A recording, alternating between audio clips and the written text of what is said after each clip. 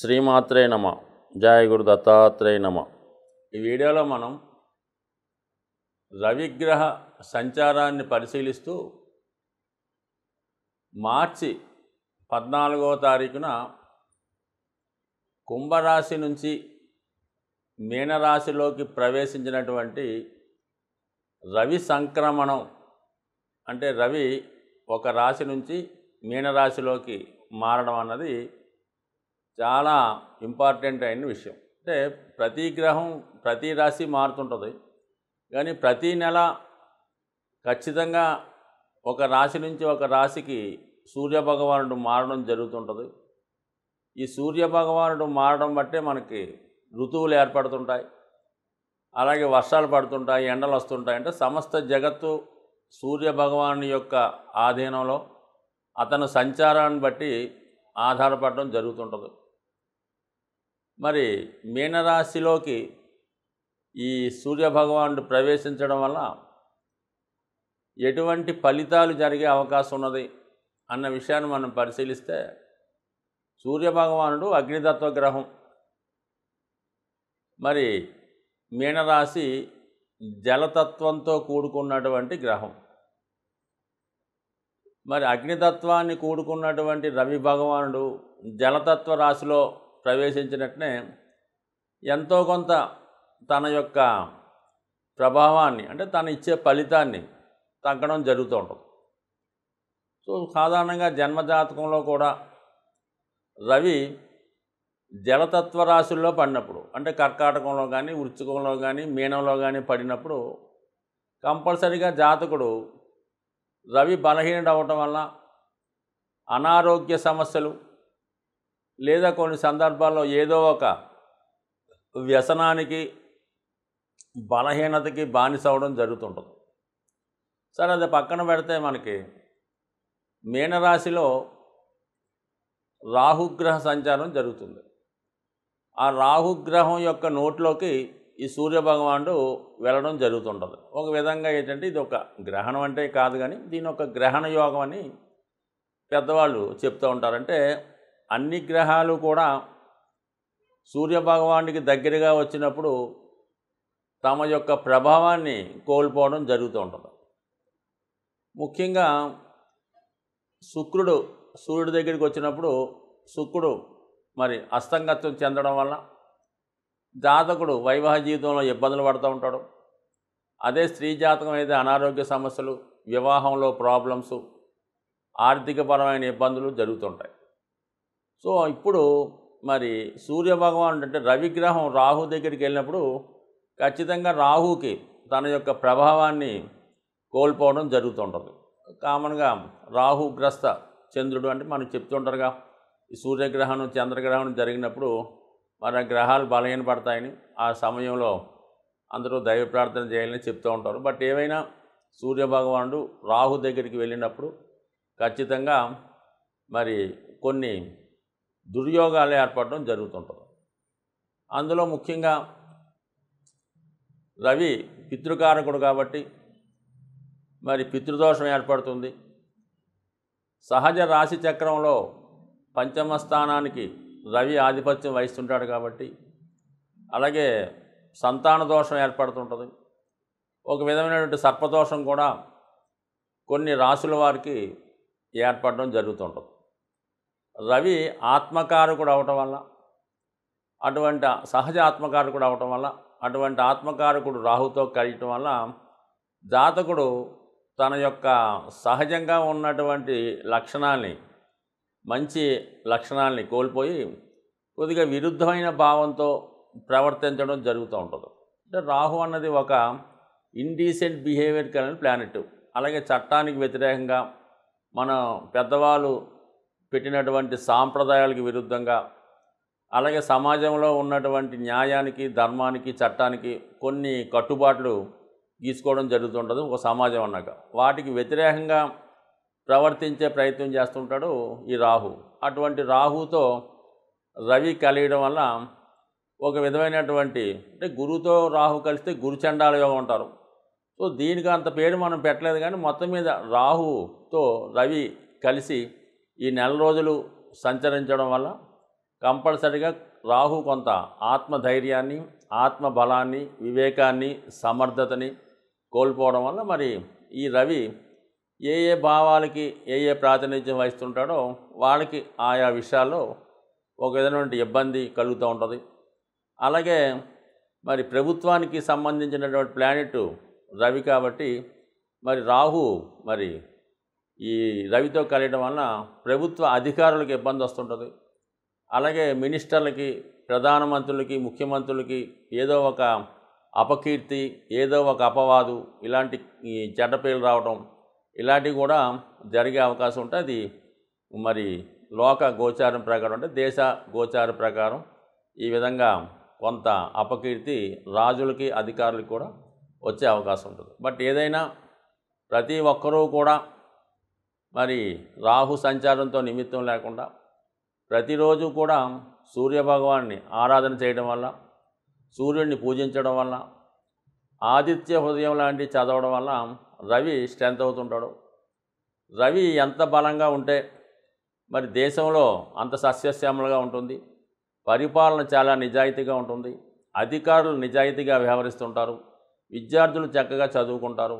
ప్రభుత్వ ఉద్యోగ అవకాశాలు ఎక్కువగా రావడం జరుగుతుంటాయి. అందువలన అన్ని గ్రహాల కన్నా రవిగ్రహం చాలా ముఖ్యమైన గ్రహం. ఆ రవిగ్రహాన్ని ప్రతి ఒక్కరూ స్త్రీ పురుష భేదం లేకుండా, పెద్దవారు చిన్నవారు అనే భేదం లేకుండా కంపల్సరిగా రవిని ఆరాధించడం వల్ల రవి పాపగ్రహాలతో కలిసినప్పుడు ఆ చెడ్డ ఫలితాలు జాతకులకి, ప్రజలకి రాకుండా ఉండే విధంగా రక్షించబడే అవకాశం ఉంటుంది. సింహరాశి వారికి రవి సంక్రమణం వల్ల ఎటువంటి లాభం కలగబోతుంది అన్న విషయాన్ని మనం ఈ వీడియోలో పరిశీలిద్దాం. సింహరాశి వారికి రవి రాస్యాధిపతి. ఈ కారణం వల్లే సింహరాశి వారు ఎక్కువగా అధికార హోదాన్ని కలిగి ఉంటారు. స్వతంత్రంగా ఏదో ఒక వృత్తి చేసుకుంటూ 10 మందికి ఉపాధి కల్పించే ప్రయత్నం చేస్తూ ఉంటారు. వీళ్ళు సిటీలో ఉన్న, గ్రామంలో ఉన్న, అడవిలో ఉన్న ఆ రాచరిక లక్షణాలు ఆటోమేటిక్గా ఈ రాశి వారికి ఉండడం జరుగుతుంది. అలాగే సాధారణంగా ఒక అధికారం కలిగినటువంటి కుటుంబంలో జన్మిస్తూ ఉంటారు. ఒక జమీందారీ కుటుంబమో, ఒక రాజకీయ వంశమో, ఒక ప్రభుత్వ అధికారి కుటుంబంలోనో జన్మిస్తూ ఉంటారు.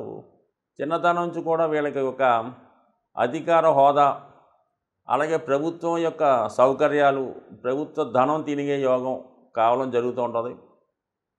పరిపాలనా రంగం అంటే ఇష్టపడుతూ ఉంటారు. వాస్తవంగా చిన్నప్పటి నుంచి లక్షణాలు అలవడుతుంటాయి. మరి ఈ రాశి వారికి ఏ స్థాయిలో వీళ్ళం అంటే ఒక కౌన్సిలర్ స్థాయికి ఉంటాడా, మినిస్టర్ స్థాయికి ఉంటాడా, ప్రధానమంత్రి స్థాయికి ఉంటాడా, ఐఏఎస్కి ఉంటాడా, లేదంటే గ్రూప్ 4లో ఉంటాడా అన్న విషయం మాత్రం కేవలం రవి యొక్క బలాన్ని ఆధారపడి ఉండడం జరుగుతూ ఉంటుంది. సో ఈ కారణం వల్ల ఈ జాతకులకి రవి యొక్క ఇంపార్టెన్స్ చాలా ఎక్కువగా ఉంటుంది. రవి ఎంత బలంగా ఉండి, ఎంత బలమైన గ్రహంతో కలిస్తే జాతకుడు అంత పదవిని పొందే అవకాశం ఉన్నది. అదే రవి ఉచ్చులో ఉన్నటువంటి శని గ్రహాన్ని కలిసినప్పుడు ఖచ్చితంగా అతను మంచి ఐఏఎస్ అధికారిగా, పొలిటికల్ లీడర్గా మారే అవకాశం ఉన్నది. అలాగే రాహుతో కలిస్తే ఏమవుతుంది, జాతకుడు వెళితే వైద్య వృత్తిలోకి వెళ్ళొచ్చు, లేదంటే ఒక డాన్ అంటే ఒక స్మగ్లర్ గాను, ఒక డెకాయిట్ గాను మారే అవకాశం ఉంది. లేదంటే ఒక పెద్ద పొలిటికల్ లీడర్గా, జనాన్ని మాయ చేసే వ్యక్తిగా కూడా ఉండే అవకాశం ఉంది. అంటే రాహు ఎక్కడ ఉంటాడో అక్కడ అపకీర్తి, అన్యాయం, మాయ ఇవన్నీ రావడం జరుగుతుంది. లేనిది ఉన్నట్టు, ఉన్నది లేనట్టు భ్రమింప చేస్తూ ఉంటారు.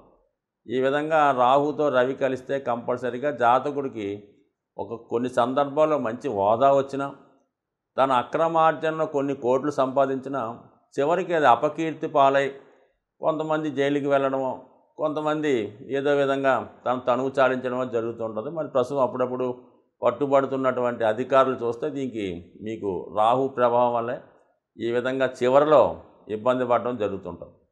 మరి అటువంటి సూర్యభగవానుడు ఈ నెలలో అంటే మార్చి 14వ తారీఖు తర్వాత మీనరాశిలోకి ప్రవేశించడం జరిగింది. అంటే మీనరాశి అన్నది సింహరాశి అధిపతి రవికి లెక్కెట్టుకుంటే అది 8వ రాశి అవ్వటం వల్ల ఖచ్చితంగా ఈ నెలలో కొంత అపకీర్తి, కొంత బ్యాడ్ నేము జాతకుడికి లభించే అవకాశం ఉంది. అంటే అక్కడ రాహుతో కలిసి ఉన్నాడు. అక్కడ రాహుతో కలిసి ఒక నెల రోజులు ప్రయాణిస్తాడు కాబట్టి ఈ సమయంలో ఈ సింహరాశి వారు ఏదో ఒక స్కామ్లో ఇరుక్కోవడం కానీ, ఒక అపకీర్తి మీ మీద రావడం కానీ జరిగే అవకాశం ఉంది. లేదంటే ఒక నింద కూడా రావచ్చు. ఇప్పుడు ప్రస్తుతం రాజకీయ సీజన్ కాబట్టి మీరు ఏదన్నా ఒక పదవి కోసమో, ఒక ఎమ్మెల్యే సీటు కోసమో, ఎంపీ సీటు కోసమో ప్రయత్నం చేస్తుంటే 100% మీ మీద ఏదో ఒక బ్యాడ్ సృష్టించి మిమ్మల్ని అన్పాపులర్ చేసి మిమ్మల్ని ఆ పోటీ నుంచి తప్పించే విధంగా మీ సొంత పార్టీ వాళ్ళే ప్రయత్నం చేస్తూ ఉంటారు.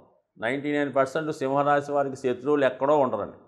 వాళ్ళ కుటుంబంలోనే వారి చుట్టూనే తిరుగుతూ ఉంటారు. ఎప్పుడు అవకాశం వస్తుందా, ఎప్పుడు నాశనం చేద్దామా, ఎప్పుడు ఇతను పదవి సంపాదిద్దామన్నటువంటి ఉద్దేశంతో మీ చుట్టూ ఉన్నవాళ్లే, ఇంకా మీ రక్త సంబంధికులే మీ యొక్క అభివృద్ధికి కారణమవుతారు. ఫర్ ది సేమ్ టైం మీ యొక్క పతనానికి కూడా వాళ్ళే కారణం అవుతూ ఉంటారు. కాబట్టి కంపల్సరీగా దగ్గర వాళ్ళే శత్రువులు అవుతారు. ఒక విధంగా సింహరాశి సూర్యుడు అధిపతి, సూర్యుడు కుమారుడే శని భగవానుడు. అటువంటి శని భగవానుడు 6, 7 స్థానాలకు అధిపతి. ఇద్దరికి పరమ శత్రుత్వం రావడం జరుగుతుంటుంది. సో ఈ విధంగా అందుకే శని భగవానుడు, సూర్య భగవానుడు పరమ శత్రువులు రావడం జరిగింది. పదవి ఇవ్వాలన్నా వాళ్ళిద్దరే ఇవ్వాలి, తీసుకోవాలన్నా వాళ్ళిద్దరే ఇవ్వాలి. కాబట్టి కంపల్సరీగా సింహరాశి వారికి సొంత వారి వల్లే ఇబ్బందులు ఉంటాయి. ఒక విధంగా చెప్పాలంటే సంతానం వల్ల, సంతాన సమానులైన వారు కొంతమంది, వీళ్ళు పూర్తిగా సంతానం కాకపోయినా సమానంగా కొంతమంది చూసుకుంటూ ఉంటారు. వాళ్ళ శిష్యులను, వాళ్ళ ఫాలోవర్స్ను, వాళ్ళ అభిమానులను సొంత కొడుకు కన్నా ఎక్కువ చూసుకుంటూ ఉంటారు. వాళ్ళే వెన్నుపోటు పొడిచి తీసే అవకాశం ఉంది. ఎందుకంటే ఈ సమయంలో ఈ మార్చి 14 నుంచి ఏప్రిల్ 14 మధ్యలో ఈ సింహరాశి వారికి నమ్మక ద్రోహం కలిగే అవకాశం ఉన్నది. అదే వీళ్ళు ప్రభుత్వ ఉద్యోగులు, రాజకీయ నాయకులు అయితే మిమ్మల్ని ఏదో ఒక కేసులోనో, ఏదో ఒక అవినీతిలోనో మిమ్మల్ని ఇరికించి మిమ్మల్ని అన్పాపులర్ చేసే అవకాశం ఉన్నది. సో ఈ విధంగా ఇది పక్కన పెడితే వ్యక్తిగతంగా ఆరోగ్య సంబంధించిన విషయంలో అనుకోకుండా దీర్ఘకాలికంగా ఉన్నటువంటి ఏదైనా హెల్త్ ప్రాబ్లం బయటపడవచ్చు. మరి రవి పితృకారకుడు కాబట్టి తండ్రి గారి కన్నా మీ సంతానానికన్నా ఇబ్బంది రావచ్చు. లేదంటే వాళ్ళు ఏదో ఒక స్కామ్లోనో దేంట్లో ఇబ్బంది పడే అవకాశం ఉంది. కాబట్టి కంపల్సరీగా సింహరాశి వారు ఈ నెలలో సూర్య భగవానుని ఎక్కువగా పూజించుకోవడం, వీలైతే దగ్గరలో ఉన్నటువంటి సూర్య దేవాలయాన్ని కానీ, అలాగే రామాలయాన్ని కానీ దర్శించడం, అలాగే వీలైతే ఆదిత్య హృదయాన్ని ప్రతిరోజు పారాయణ చేయడం, ఈ విధంగా చేసుకుంటూ, అలాగే రాహుగ్రహ అనుగ్రహం కోసం అమ్మవారి ఆరాధన చేసుకోవడం వల్ల సూర్యభగవానుడు మీ జాతకంలో మీరు ఎంత బలం చేసుకుంటే మీ యొక్క అభివృద్ధి, మీ యొక్క ఉన్నత స్థితి అంత టాప్గా వెళ్ళే అవకాశం ఉంది. అలాగే ఆరోగ్యానికి కూడా రవే కారకుడు కాబట్టి మీ ఆరోగ్యం కూడా బాగుపడే అవకాశం ఉంది. కాబట్టి సింహరాశి వారు కంపల్సరీగా ఈ నెలంతా కూడా సూర్యభగవాన్ని ఆరాధన తప్పనిసరిగా చేసుకోవడం వల్ల రాబోయే నెలలో, అంటే ఈ మార్చి 14 నుంచి ఏప్రిల్ మధ్యకాలంలో వచ్చే ఇబ్బందుల నుంచి బయటపడతారని ఆశిస్తూ స్వస్తి.